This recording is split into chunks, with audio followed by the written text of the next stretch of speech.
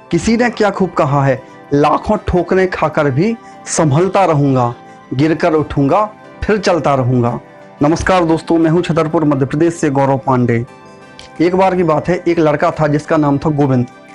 गोविंद एक छोटी सी दुकान को चलाता था जिससे उसके घर का खर्च चलता था।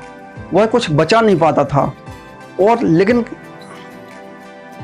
जिससे उसके घर का खर्च चलता था, वह कुछ बचा नहीं पाता था, लेकिन उसको कुछ कमी भी नहीं पड़ती थी। एक बार वह सोचता है कि मेरे देखते देखते कई लोग लखपति बन गए हैं, कई लोग मशहूर कलाकार बन गए हैं, कई लोग बहुत बड़े आदमी बन चुके हैं जिन्होंने करोड़ों रुपए कमा लिए हैं, लेकिन मैं आज भी वही जीवन जी रहा हूँ। यह सोचकर वह एक विचार करता है और मन ही मन एक दृढ़ निश्चय करता है और जंगल की ओर चल देता है। जंगल पहुंचकर वह सोचता है कोई खूंखार जानवर मुझे अपना शिकार बना ले और इस जीवन से मुझको छुटकारा प्राप्त हो जाए। इस प्रकार उसके मन में बहुत ही खराब ख्याल चल रहे थे और वह आगे बढ़ता जा रहा था। कुछ समय बाद ठंडी बढ़ने लगी, लेकिन जिसको मृत्यु का वर्ण करना हो उसे ठंडी या गर्मी से क्या फर्क। वह आगे बढ़ता जा रहा था। जानवरों की आवाजें आने लगी थीं और वह आगे बढ़ता जा रहा था। अंधेरा होने लगा। आगे चलने पर वह देखता है एक विशाल बरगद के नीचे कोई बैठा हुआ है। उत्सुकतावश वह बरगद के नजदीक पहुंचता है। वह देखता है वहां पर एक महात्मा जी बैठे हैं। वह महात्मा जी के पास जाता है और प्रणाम करके बोलता है, महात्मा जी आप यहाँ पर क्या कर रहे हैं?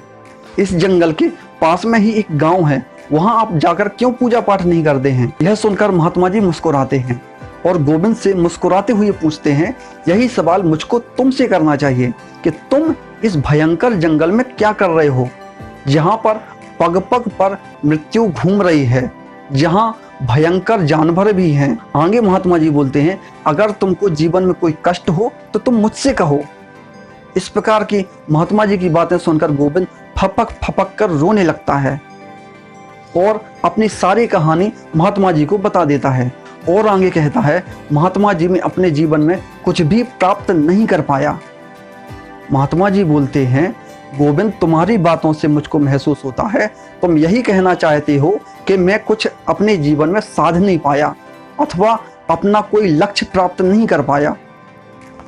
महात्मा जी आगे पूछते हैं, क्या तुम मुझे गोविंद बताओगे कि तुम क्या साधना चाहते थे अथवा क्या प्राप्त करना चाहते थे? महात्मा जी के इस प्रकार के सवाल को सुनकर गोविंद घबरा जाता है और बोलता है, महात्मा जी आज तक मैंने यह तय तो किया ही नहीं है, मुझे प्राप्त क्या करना है? महात्मा जी बोलते हैं, तुमने तीर तो हाथ में ले लिया लेकिन उसका लक्ष्य तो निर्धारित किया ही नहीं है। महात्मा जी बोलते हैं, जाओ अपने घर जाओ और सबसे पहले अपना एक लक्ष्य निर्धारित करो कि तुमको अपने जीवन में क्या प्राप्त करना है और उसे प्राप्त करने के लिए जी जान से जुट जाओ।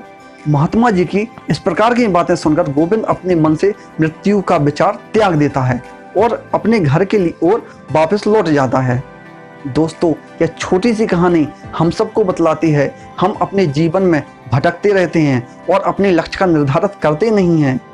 इसलिए अपने जीवन में बड़े से बड़ा सोचो और एक बहुत बड़ा लक्ष्य निर्धारित करो, क्योंकि किसी ने क्या कहा है कि सोचने के पैसे नहीं लगते हैं। अपना लक्ष्य निर्धारित करो और जी जान से उसको प्राप्त करने के लिए जुट जाएं। एक ना एक दिन आपको सफलता जरूर मिलेगी, एक ना एक दिन आप लक्ष्य जरूर प्राप्त करेंगे।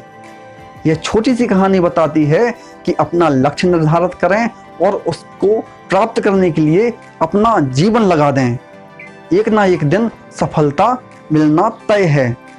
किसी ने क्या खूब कहा है, जीवन में जो जीता वही सिकंदर। इसी आशा के साथ आप बने रहिए मेरे इस YouTube चैनल गौरव छत्रसाल पर। अगर आपने इस चैनल के सब्सक्राइब बटन पर क्लिक नहीं किया है तो सब्सक्राइब बटन पर क्लिक जरूर करें। आप सभी को सादर वंदे मातरम।